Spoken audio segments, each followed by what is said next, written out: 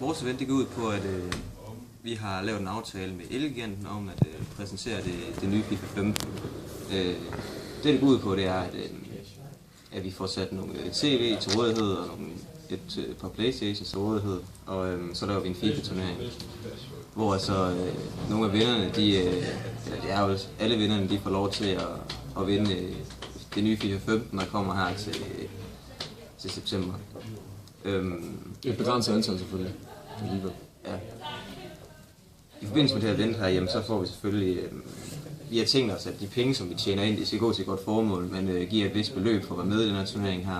Og det beløb, det går så til AGF Støtteforening. Vi har været i kommunikation med AGF, og det er et event, som de er klar på. Jeg synes, det er super fedt, at vi gider lave noget for dem, som der kan gå ind og støtte. Støtteforeningen, det går ud på, at de støtter amatørafdelingen. Det er de spillere, der kommer fra familier, hvor der måske ikke er så godt så gode betalingsmuligheder for kontingent, og der er måske ikke så mange penge til fodboldstøvler. Og det er så på den måde, de går ind og hjælper. Og det synes vi er et godt formål, og det har vi så lyst til at støtte. Desuden, jamen, så kan vi få lavet nogle gode aftaler med... Vi har allerede Philips i forbindelse med Elgiganten. Så kan vi få lov at se lasertryk. Og vi har næsten en aftale hus med ID her også, om vi vil lave nogle forskellige goodie bags, hvor vi selvfølgelig også vil proppe nogle værdier i, som folk de føler, de får noget for de penge, de så betaler for at være med i den her turnering, som bliver de der 150 kroner. For ellers så kan det også godt være svært at få folk til at være villige til at betale så mange penge, hvis det ikke rigtig får noget for det. Ja, det er præcis. Ja. Vores plan for selve projektet, det er egentlig, at det selvfølgelig rammer sammen med den her udgivelse af FIFA 15 spil. Så derfor så har vi tænkt os, at det skal være en lørdag, og så skal det enten være den 13. eller den 20. Vi er ikke præcis sikre på, hvilken af de to lørdage det skal være endnu. Det skal selvfølgelig passe sammen med blandt andet AGF også, og også Elgiganten.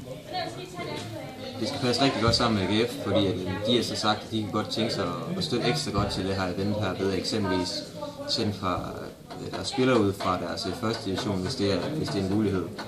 Så det er klart, for vi er helt klar, hvilken dato det skal være nu.